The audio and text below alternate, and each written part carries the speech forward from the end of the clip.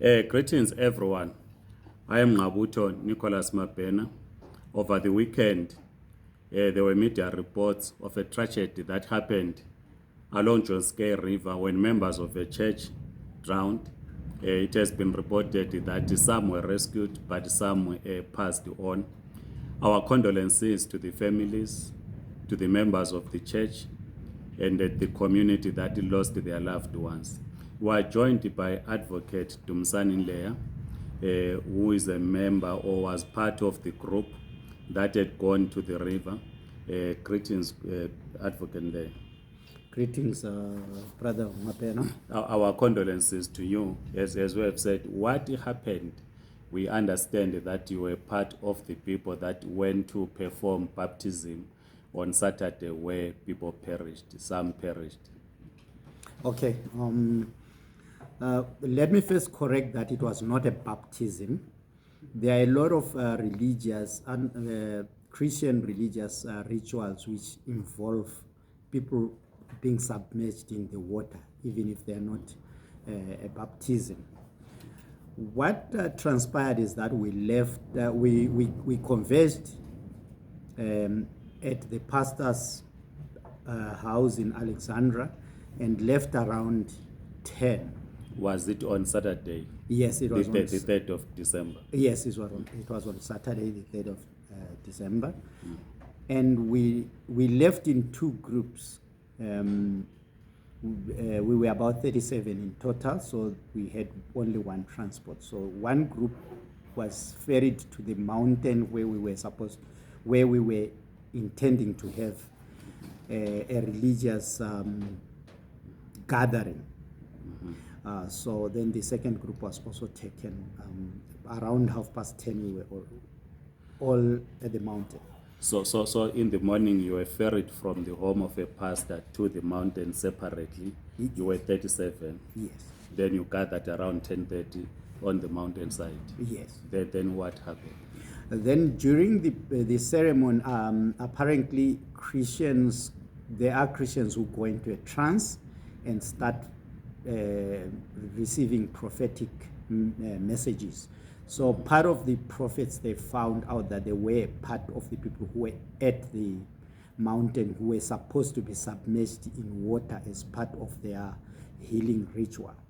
So it was agreed that after the service, which we are having, we will have to all be ferried. When we're being ferried back or to the pastor's home, we need to go past a point where there is water. So we agreed that we'll go past Juskei River in Melrose. Then the first group that was ferried there had 19 people in total. Then the other group, we were 16. Okay. So what happened is that when the first group was being ferried to that point, the pastor, and other people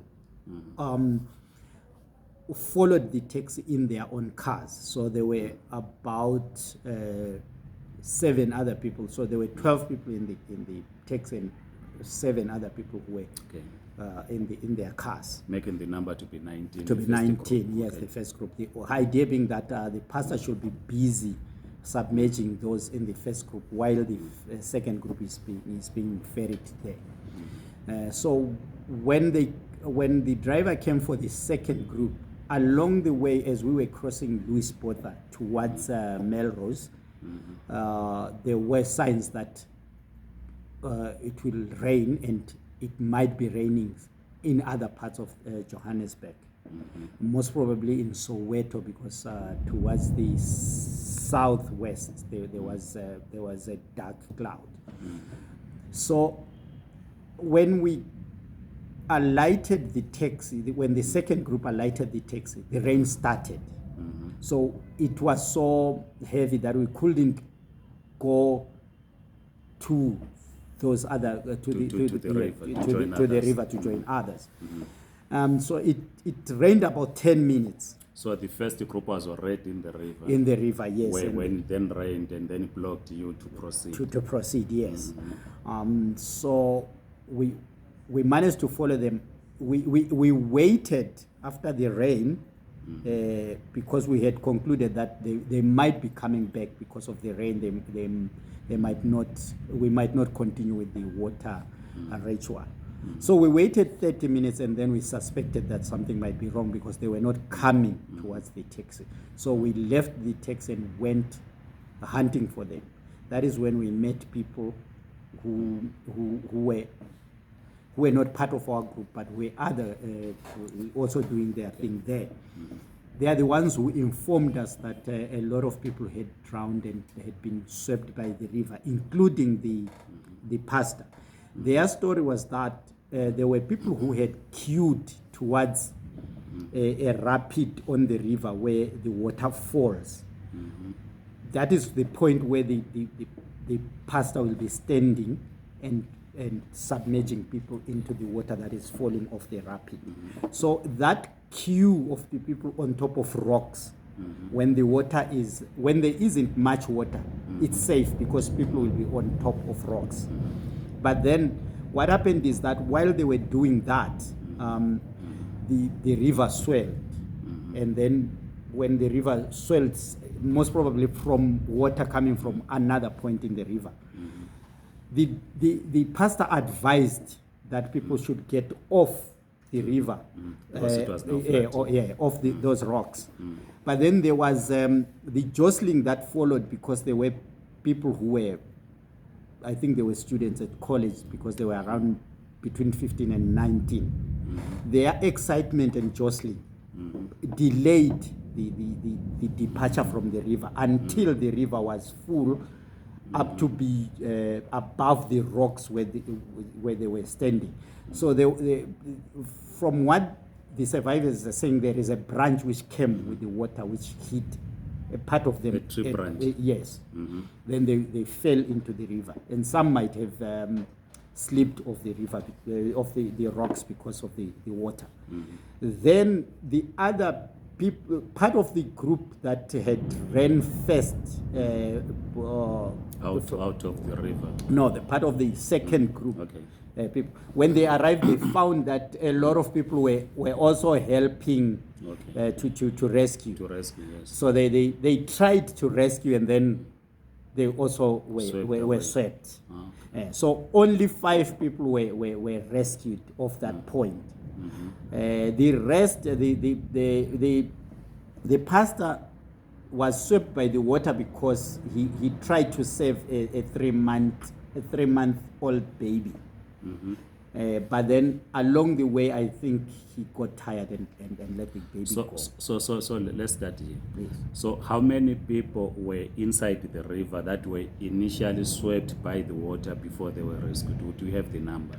I have an estimate from when we did the roll call afterwards. Right. I've got an estimate that there might have been 16 or more. So 16 people were swept by the water, and then how many were rescued at that point before you got emergency services? 5. 5 were rescued. Yes. And then the rest were taken by the water. Yes, the rest of the 16 were in the water, were taken by the water, including those who tried to jump in and rescue others. So 11 were swept. Were swept. And you were able to... Okay. Yes. Okay.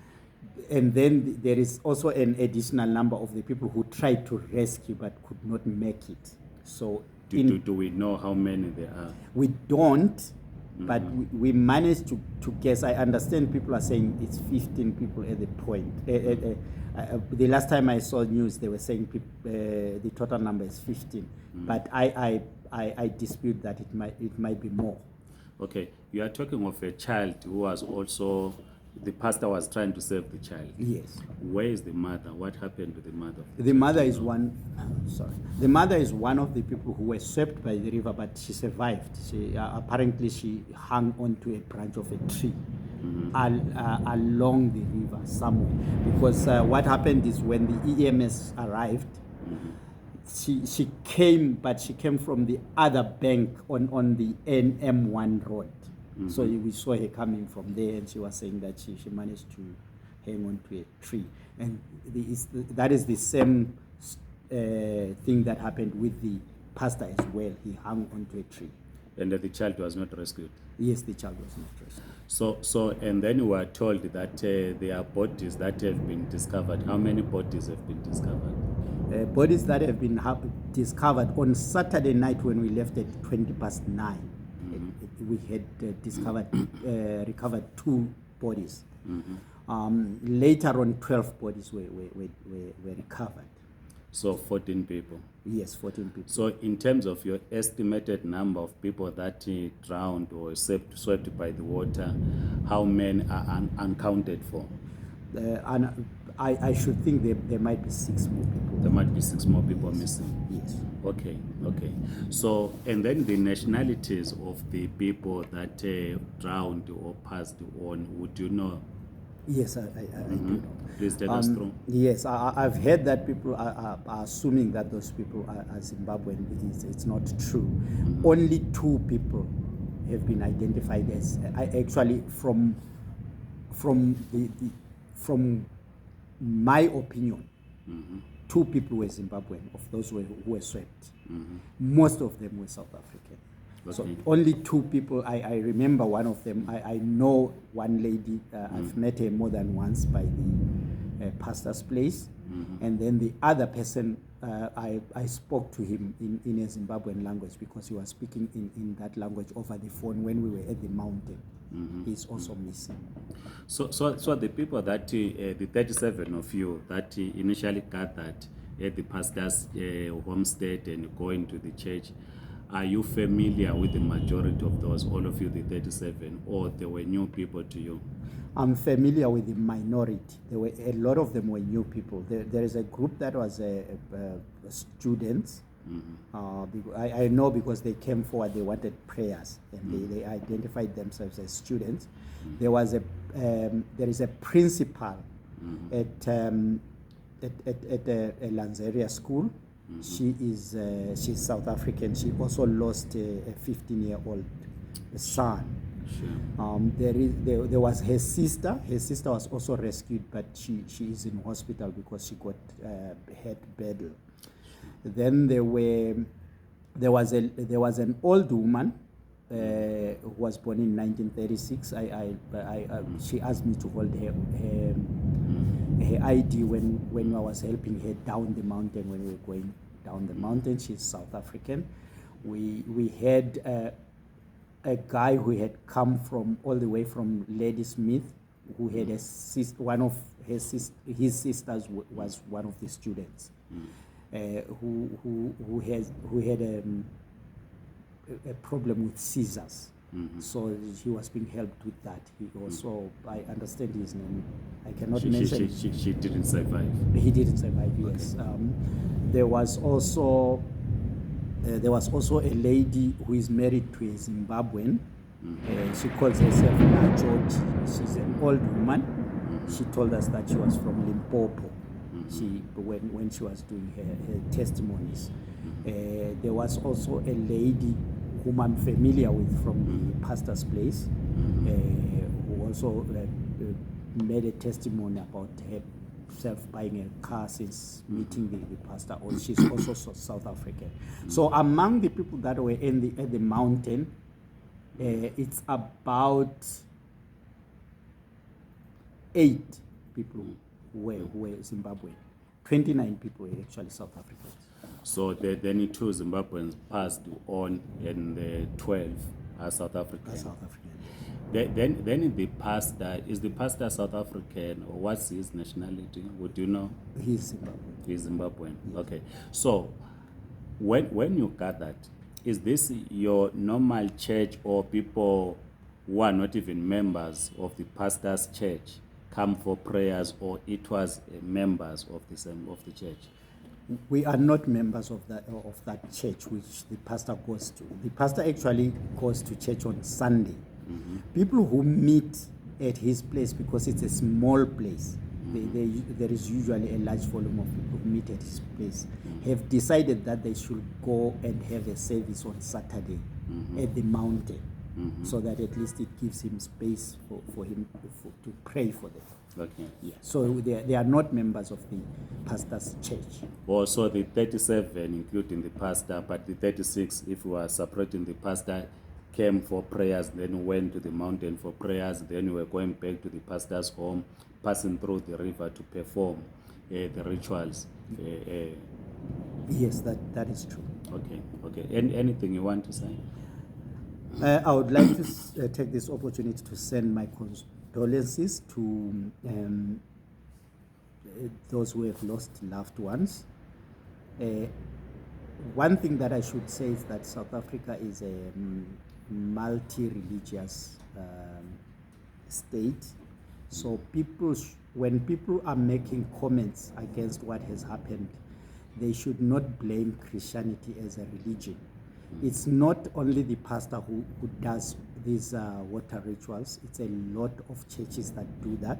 The incident was just a mishap. It was an accident. So there was no intention to actually have people swept by the river.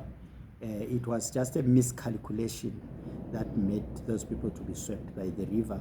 I was with the pastor on Saturday night.